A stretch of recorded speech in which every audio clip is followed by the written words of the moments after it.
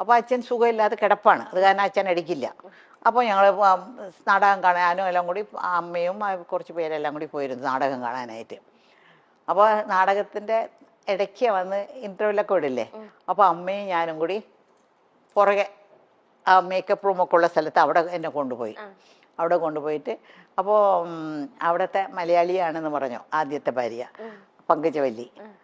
അപ്പോൾ അങ്ങേരോട് അമ്മ പറഞ്ഞു, ആ അമ്മയോട് പറഞ്ഞു, ഇങ്ങനെ എൻ്റെ മോളാണ്, ഇപ്പോൾ ഞങ്ങൾക്ക് കുറച്ച് പ്രശ്നങ്ങൾ. അമ്മ അവർ അങ്ങോട്ടും ഇങ്ങോട്ടും സംസാരിച്ചപ്പോൾ ഇവർ രണ്ടുപേരും ഒരേ നാട്ടുകാരാണ്, ഒരേ സ്ഥലത്തുള്ള ആൾക്കാരാണ്. അപ്പോൾ വളരെ അടുത്തവർ. അപ്പോൾ അമ്മ പറഞ്ഞു, ഞങ്ങൾക്ക് പ്രശ്നങ്ങളാണ്, ഈ കൊച്ചേ ഉള്ളോ, ഇതിനെ അഭിനയിക്കാൻ വിടുന്നുണ്ട് എനിക്ക് എന്നൊക്കെ പറഞ്ഞു. അപ്പോൾ വീട്ടിലൊക്കെ ഞാൻ ചുമ്മാ ഒക്കെ ഇങ്ങനെ പാട്ടൊക്കെ പാടി ഡാൻസൊക്കെ ചുമ്മാ അതൊക്കെ ചെയ്യും, ഈ റേഡിയോയിലുള്ളത് കൊണ്ടല്ല. അപ്പോൾ അമ്മേൻ്റെ വിചാരം എനിക്ക് ഭയങ്കര ഇഷ്ടമെന്നാ. അപ്പോൾ അങ്ങനെ അവർ പറഞ്ഞു, അങ്ങനെയാണോ, അങ്ങനെയാണെങ്കിൽ ഞങ്ങൾ പോയിട്ട് ഞങ്ങൾ ഇങ്ങനെ അത് അവിടത്തേക്ക് വരാനായിട്ട് ചെന്നൈയിലോട്ട് വരാനായിട്ട് പറയാമെന്ന് പറഞ്ഞിട്ട് അയച്ചിരുന്നു. അപ്പോൾ അവർ നാടകമെല്ലാം കഴിഞ്ഞിട്ട് പോയി. അവിടെ പോയിട്ട് ഒരാഴ്ചക്കകം ഞങ്ങൾക്ക് അവിടെ നിന്ന് ടിക്കറ്റും വരാനുള്ള ഡേറ്റും ഇന്ന സ്ഥലത്ത് വരണം എന്നൊക്കെ പറഞ്ഞ് അവർ വിളിച്ചു പറഞ്ഞ് ടിക്കറ്റൊക്കെ അയച്ചിരുന്നു. അങ്ങനെയാണ് ഞങ്ങൾ മെഡ്രാസിൽ, ഞാനും എൻ്റെ അമ്മയും മാത്രമായിട്ട് മെഡ്രാസിൽ വരുന്നത്. അപ്പോൾ ഞങ്ങളുടെ വീട്ടിൽ കുറേ പിള്ളേരുണ്ടല്ലോ, അമ്മ എൻ്റെ കൂടെ നിൽക്കാനൊക്കില്ല. അപ്പോൾ എന്നെ വന്ന് SS രാജേന്ദ്രൻ്റെ പങ്കജവല്ലി ചേച്ചിയുടെ അടുത്ത് ആ അമ്മയുടെ അടുത്ത് എന്നെ വിട്ടിട്ട് കുറേ പിള്ളേരുടെ കൂടെ ഞാനൊരു കൊച്ചായിട്ട് അവിടെ നിന്നു. അപ്പോൾ അവർ ഒരു ഡ്രാമ അവരുടെ ഒരു ഡ്രാമ. അപ്പോൾ അപ്പോഴേക്കും ഈ വിജയകുമാരി എന്ന് പറഞ്ഞ ഒരു പ്രഗ്നൻ്റ് ആയിരുന്നു. അപ്പോൾ അവർക്ക് അവരുടെ റോൾ അഭിനയിക്കാനായിട്ട്, ഹീറോയിൻ തന്നെയാണ്, അവരുടെ റോൾ അഭിനയിക്കാനായിട്ട് എന്നെ എല്ലാം വെച്ച് കെട്ടി 13 വയസ്സ് എത്ര വലുതുണ്ടാവും വെച്ച് കെട്ടിയൊക്കെ ശരിയാക്കി. പക്ഷെ പൊക്കം ഉണ്ടായിരുന്നു, കാരണം ഞാൻ രക്ഷപ്പെട്ടു, അത്രയും തന്നെ പൊക്കം. അപ്പോൾ അങ്ങനെ നാടകത്തിൽ അഭിനയിച്ചു. റിഹേഴ്സലൊക്കെ കഴിഞ്ഞ് അവർ വീട്ടിൽ തന്നെ റിഹേഴ്സലൊക്കെ കഴിഞ്ഞ് അവർ ഒരു നാടകം, ഫസ്റ്റ് ഡ്രാമ.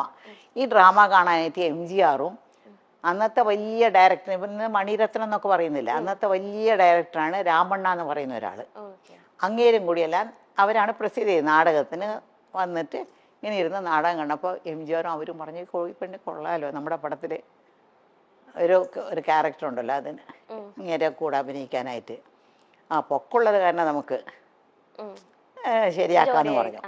അങ്ങനെയാണ് അവർ ഞങ്ങളോടെല്ലാം സംസാരിക്കുന്നത്. പിന്നെ സംസാരിക്കുന്നതൊക്കെ അവർക്കൊരു കമ്പനി ഉണ്ട്, SS രാജേന്ദ്രന് ഒരു സിനിമ കമ്പനിയുണ്ട്. ആ കമ്പനി ആ മാനേജറോടാണ് സംസാരിക്കുന്നത്. അപ്പോൾ അവിടെ സംസാരിച്ചപ്പോൾ എനിക്ക് 3 വർഷത്തിൻ്റെ കോൺട്രാക്റ്റ് കിട്ടും. 3 വർഷം പുറത്തുള്ള പടങ്ങളിലൊന്നും അഭിനയിക്കാൻ പാടില്ല, അവർ പറയുന്ന പടങ്ങളിലേ അഭിനയിക്കാൻ പാടുള്ളൂ. അങ്ങനെ അഭിനയിച്ചാലും പകുതി പണം അവർക്ക് കൊടുക്കണം പുറത്തുനിന്ന്. അപ്പൊ അവര് മുഖാന്തരം പോയത് കാരണം എനിക്ക് ഫസ്റ്റ് മൂവി തന്നെ 6,000 റുപ്പീസ് ആ കാലത്ത് കിട്ടി. 6,000 റുപ്പീസ് എന്നൊക്കെ പറഞ്ഞാൽ ഇന്നത്തെ വലിയൊരു തുകയാണ്. ഞാൻ തനിച്ചാ പോയെങ്കിൽ 600 രൂപ പോലും കിട്ടില്ലായിരുന്നു. അവര് വഴി പോയി ഒരു വലിയൊരു സെറ്റപ്പിന്റെ വഴി പോയത് കാരണം എനിക്ക് 6,000 റുപ്പീസ് കിട്ടി. പിന്നെ ആ 3,000 രൂപ ഉണ്ടല്ലോ എനിക്ക് കിട്ടേണ്ട, അവർ 3,000 രൂപ എടുത്തു, എനിക്ക് 3,000 രൂപ. ഞങ്ങൾക്ക് അമ്മേടെ, എനിക്കൊന്നും അറിയില്ല, ഇതൊക്കെ അമ്മയാണ് കഴുത്തിടുന്നത്. ഞാൻ മേജറല്ലല്ലോ, കഴുത്തിടുന്നു മേടിക്കുന്നു ഒക്കെ അമ്മയാണ്. അപ്പം ഞാൻ അമ്മയോട് ചോദിച്ചേ, എനിക്കൊരു ആഗ്രഹമുണ്ട്, എനിക്ക് എന്തെങ്കിലും തരണം, ഇത് ഇന്ന് എന്തെങ്കിലും തരണം എന്ന് പറഞ്ഞു. അമ്മ പറഞ്ഞു ശരിയെന്ന് പറഞ്ഞു. ഒരു 50 രൂപ എടുത്തു കൊടുത്തു, എനിക്ക് തന്നു. ഞാൻ ഉടനെ കടയ്ക്ക് പോയിട്ട് ഒരു ഗ്രേപ്പ് വാട്ടർ മേടിച്ചു. ഗ്രേപ്പ് വാട്ടർ എന്നറിയാമോ, ഈ പിള്ളേർക്കൊക്കെ വയറ്റുവേദനയൊക്കെ വന്നാൽ ഒരു മധുരമുള്ള സാധനം കുറച്ചായിട്ട് ഇങ്ങനെ കൊടുക്കും. ഒരു ചെറിയ ടീസ്പൂൺ, ഒരു 1/2 ടീസ്പൂൺ കൊടുക്കും. വയറ്റുവേദന വന്ന് പിള്ളേർ കരയുമ്പോഴേ, കൊച്ചു പിള്ളേർ. അപ്പോൾ ഞങ്ങളെ വീട്ടിൽ എപ്പോഴും ഗ്രേപ്പ് വാട്ടർ ഉണ്ടാവും, പക്ഷെ ഞങ്ങൾക്കെല്ലാം തരത്തില്ല, ഏറ്റവും അവസാനത്തെ കൊച്ചിനെ കിട്ടത്തുള്ളത്. അപ്പോൾ ഞാൻ ആ സ്പൂൺ എടുത്ത് നക്കി നോക്കുമ്പോൾ എന്തൊരു മധുരമാണെന്നൊക്കെ തോന്നുന്നു എനിക്ക്. ആദ്യമായിട്ട് എൻ്റെ കാശിൽ ഞാൻ മേടിച്ച ഒരു ഗ്രേപ്പ് വാട്ടർ ബോട്ടിലായിരുന്നു. എന്നിട്ട് ഇത്രയും വലിയൊരു ബോട്ടിൽ 50 രൂപയ്ക്ക് കിട്ടി. അത് എടുത്ത് ഇങ്ങ് കുടിച്ചു. ആരും പിള്ളേരൊക്കെ കണ്ടാൽ കിട്ടില്ലല്ലോ, ഒരു വാതിലിൻ്റെ പുറകെ പോയി നിന്ന് കുടിക്കുന്നത്. പകുതി കഴിച്ചപ്പോൾ അതിലൊരു ലഹരിയുണ്ട് ആ ഗ്രേപ്പ് വാട്ടറിൽ. പകുതി കഴിച്ചപ്പോൾ തന്നെ എനിക്ക് ഒരു മാരിയായി, മത്ത് പിടിച്ച് തലയൊക്കെ ഒരു മാരിയായി. ഞാൻ പറഞ്ഞു അയ്യോ മതി എന്ന് വിചാരിച്ചിട്ട് പുറത്ത് വന്നിട്ട് ബാക്കിയുള്ളതെല്ലാം അവർക്കെല്ലാം കൊടുത്തു.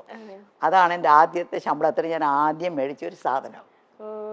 എനിക്കൊന്നും ഇത് അമ്മ എവിടെയും പറയുന്നത് ഞാൻ കേട്ടിട്ടേ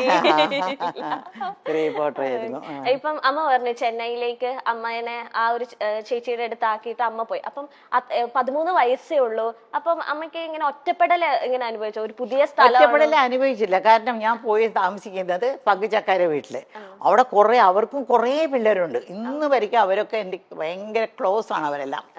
അവർ 4 ആമക്കളും ഒരു പെണ്ണും. പിന്നെ അവരുടെ ഫാമിലിയിൽ ഒരു ചാക്ക് അരി എന്ന് പറഞ്ഞാൽ അന്നൊക്കെ 100 കിലോ ആണ്.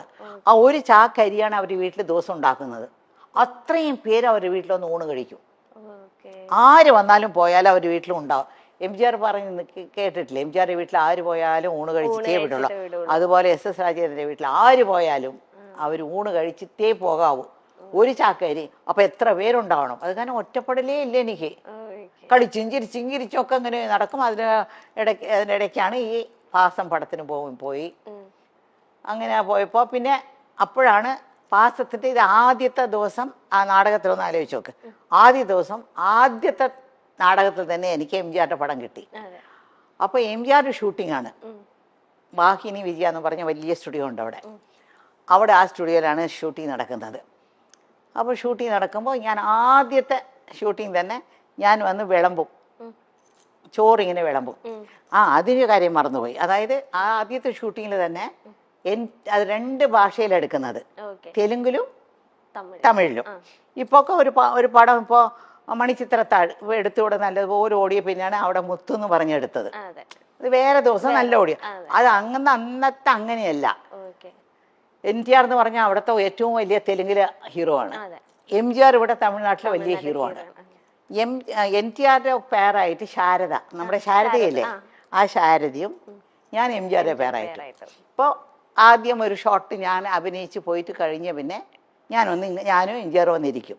ആ ലൈറ്റപ്പ് ഇങ്ങനെ 2 പേരും ആ ലൈറ്റപ്പിൽ തന്നെ അവർ 2 പേരും അഭിനയിക്കും. വേറെ ലൈറ്റപ്പോ വേറെ ദിവസമോ വേറെ സെറ്റല്ല. ആ സെയിം സെറ്റ് സെയിം ലൈറ്റപ്പിൽ ഓരോ ഷോട്ട് അങ്ങനെ എടുത്തോണ്ടിരുന്നത്. എൻ്റെ ആദ്യത്തെ ഷോട്ട് എന്ന് വെച്ചാൽ MGRക്ക് ഞാൻ ചോറിങ്ങനെ വിളമ്പി ഉണ്ണ അങ്ങേരെ ഒരു ചോറെടുത്ത് എൻ്റെ വായിൽ ഇങ്ങനെ വെച്ച് കൊടുക്കും. ഫസ്റ്റ് ഷോട്ട് അതാണ്. എൻ്റെ ജീവിതത്തിലെ ആദ്യത്തെ ഷോട്ടാണത്. അപ്പോൾ അത് അടുത്ത സെറ്റില് ഭാസ്കര മാസ്റ്റർ ഭാഗ്യജാതകം ഒരു പടം തുടങ്ങി. അപ്പോൾ സത്യ സാറും ഉണ്ട് അവിടെ. അപ്പോൾ ഭാസ്കര മാസ്റ്റർ സത്യ സാറുടെ അടുത്ത സെറ്റിൽ ഒരു മലയാളി പെണ്ണ് അഭിനയിക്കുന്നുണ്ടെന്ന് പറഞ്ഞു. അത് തമിഴ് വരാതെ ഒരുപാട് പാടുപെടുന്നുണ്ട്. പക്ഷെ അങ്ങനെ പഠിപ്പിച്ചാണ് എടുത്തുകൊണ്ടിരിക്കുന്നത്. ആദ്യത്തെ ദിവസം അവർ 2 പേരും എൻ്റെ ഷൂട്ടിങ് കാണാൻ വന്നിട്ട് അവർക്ക് ഇഷ്ടപ്പെട്ടിട്ട് അവിടെ തന്നെ അമ്മയുണ്ടല്ലോ അവിടെ സംസാരിക്കാൻ, അമ്മയോട് സംസാരിച്ചിട്ട് ഇവിടെ ഒരു 5-6 ദിവസം ഷൂട്ടിംഗ് ഉണ്ടായിരുന്നു. ആ ഷൂട്ടിംഗ് കഴിഞ്ഞുകൊണ്ട് നേരെ ഞാൻ ഭാഗ്യജാതകം അഭിനയിക്കാൻ വന്നു. ഇത് ആദ്യം തുടങ്ങിയാലും റിലീസായത് ആദ്യം ഭാഗ്യജാതകമായിരുന്നു. ആക്ട് ചെയ്തത് തമിഴാണെങ്കിലും അതായിരുന്നു. ഇപ്പത്തെ പോലത്തെ വെച്ചിട്ടുണ്ടെങ്കിൽ ഇപ്പൊന്ന് വെച്ചാൽ പക്ക ഷീറ്റ് ഇട്ട് ഇത്ര ദിവസം ഒരു പടം അല്ലെങ്കിൽ എല്ലാം ഓർഗനൈസിങ് ആദ്യം തന്നെ വിസിറ്റ് ചെയ്യും പ്ലേസ് എവിടെയൊക്കെ ഷൂട്ട് ചെയ്യേണ്ടത്. അമ്മയുടെ ഒക്കെ കാലത്തെന്ന് വെച്ചിട്ടുണ്ടെങ്കിൽ ഒരു ബിൽഡിങ് അല്ലെങ്കിൽ ഒരു സ്പേസ് എടുത്തിട്ട് 3 ഫ്ലോർസ് അത് 3 വീടായിട്ട് സെറ്റ് ചെയ്യുക. അപ്പൊ ഒരു ഫ്ലോറിൽ നിന്ന് അടുത്ത ഫ്ലോറിലേക്ക് പോകുന്നത് അടുത്ത പടമാണ്. ആ ഫ്ലോറിലല്ല, ഈ സ്റ്റുഡിയോ അടുത്ത സ്റ്റുഡിയോ അല്ല, ഈ ഫ്ലോറിൽ നിന്ന് വേറെ ഫ്ലോർ, അവിടെ നടന്ന് കുറച്ച് അങ്ങോട്ട് പോകണം. ഒരു AVM സ്റ്റുഡിയോ എന്ന് പറഞ്ഞാൽ 40 ഏക്കറിലാണ് AVM സ്റ്റുഡിയോ ഉള്ളത്. മനസ്സിലായോ?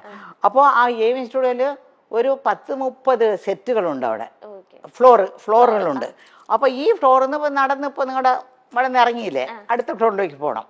അവിടെയാണ് തെലുങ്ക്, തമിഴ്, കന്നഡം, ഹിന്ദി എല്ലാ പടങ്ങളുടെ ഷൂട്ടിങ്ങിന് മാറി എല്ലാവരും മാറി എടുക്കും. അത് എങ്ങനെ അമ്മയ്ക്ക് അത് പറ്റുന്നു? ഞാൻ അമ്മ പറയുമ്പോ അത് ഭയങ്കര അത്ഭുതത്തോടെ, കാരണം ഒരു ക്യാരക്ടർ അല്ലല്ലോ അടുത്ത പടത്തിൽ, അത് വേറെ കോസ്റ്റ്യൂം ഇട്ടിട്ട് അതെങ്ങനെ ഉൾക്കൊള്ളാൻ പറ്റുന്നത് പെട്ടെന്ന്? കുറച്ചു നാളായപ്പോ നമുക്ക് അങ്ങ് പരിചയമായി. എനിക്ക് അതൊരു വലിയ ഒരു ഒരു പാടായിട്ടൊന്നും തോന്നിയിട്ടില്ല, കഷ്ടമായിട്ടൊന്നും തോന്നിയിട്ടില്ല.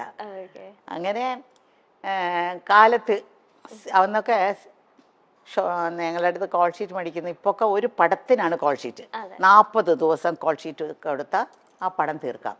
പക്ഷെ അങ്ങനെയല്ല, അവിടെ എല്ലാം ചെന്നൈയിലും അടുത്തടുത്തടുത്ത സ്റ്റുഡിയോ ആയതുകൊണ്ട് ഒരു പടത്തിന് ദിവസവും 7 to 1, അതായത് കാലത്ത് 7 മണി മുതൽ 1 മണി വരെയും കോൾ ഷീറ്റ് കൊടുക്കും.